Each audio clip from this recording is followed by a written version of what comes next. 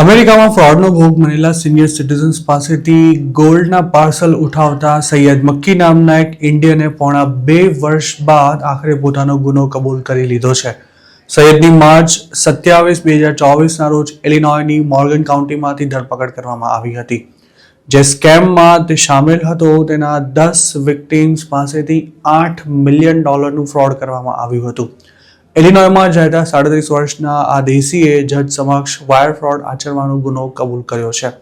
ધરપકડ થઈ ત્યારથી જ જેલમાં બંધ સૈયદે જે વિક્ટિમ્સ પાસેથી સોનાની લગડીઓ તેમજ સિક્કા કલેક્ટ કર્યા હતા તેમાંના અમુક લોકોએ તો પોતાની તમામ બચતો આ ફ્રોડમાં ગુમાવી હતી. કોર્ટમાં રજૂ કરવામાં આવેલા ડોક્યુમેન્ટ્સ અનુસાર સૈયદ મક્કીએ 2023થી માર્ચ 2024 એટલે કે સવા વર્ષ સુધી આ કામ કર્યું હતું.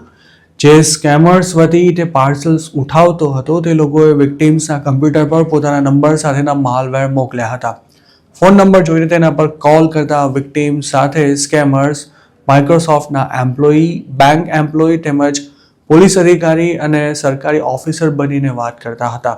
સ્કેમર્સ વિક્ટિમના દિમાગમાં એવું ઠસાવી દેતા હતા કે તેમની આઈડેન્ટિટીની ચોરી થઈ છે અને તેમનું બેંક એકાઉન્ટ સેફ ન રહ્યું હોવાથી તેમાં પડેલી તમામ રકમ વિથડ્રો કરી સરકારને સોંપી દેવી પડશે. સ્કેમર્સ એવું કહીને પણ વિક્ટિમ્સને ડરાવતા હતા કે એકાઉન્ટમાં પડેલા પૈસા જો એકવાર ઉપડી ગયા તો બેંક પણ કશું જ નહીં કરી શકે. રિટાયરમેન્ટ માટેની તમામ બચતો એકાઉન્ટમાંથી ગાયબ થઈ જશે તેવું સાંભળીને ડરી જતા વિક્ટિમ્સ સ્કેમર્સ જે કહે તે કરવા માટે તૈયાર થઈ જતા હતા. આ સ્થિતિનો ફાયદો ઉઠાવી તેમને બેંક એકાઉન્ટમાં પડેલા પૈસા વિથડ્રો કરી તેનાથી ગોલ્ડના કોઇન્સ કે પછી બાર્સ ખરીદવા માટે કહેવાતું હતું. આ ગોલ્ડ વિક્ટિમ પાસે આવી જાય ત્યારબાદ તેને સ્કેમર્સ દ્વારા મોકલવામાં આવેલા માણસો કલેક્ટ કરી લેતા હતા.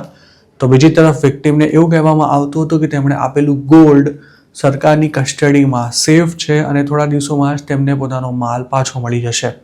જોકે તે દિવસ ક્યારે આવતો જ નહોતો અને મોટાભાગે સ્કેમર્સ એકવાર પૈસા આપનારા પાસેથી બીજી વાર પૈસા પડાવવાના પણ તમામ પ્રયાસ કરતા હતા. વિક્ટિમને આ મામલે જરા પણ શંકા ન જાય તે માટે અમુક વાર તો તેને ગોલ્ડથી ભરેલા પાર્સલ પર ડિપાર્ટમેન્ટ ઓફ જસ્ટિસની સાથે કોઈ અધિકારીનું નામ લખવા માટે પણ જણાવાતું હતું.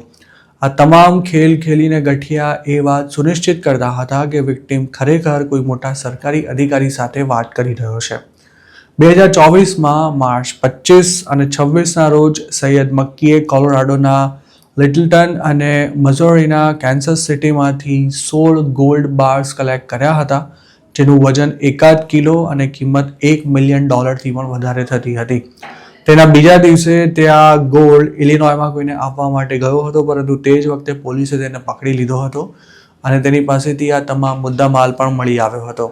તે વખતે ઇલિનોયની મોર્ગન કાઉન્ટી પોલીસ દ્વારા સૈયદ મક્કીની ધરપકડ કરી લેવામાં આવી હતી અને સમય જતાં પોલીસે $6 મિલિયનથી પણ વધુની રકમ ગુમાવનારા 10 વિક્ટિમ્સને પણ શોધી લીધા હતા.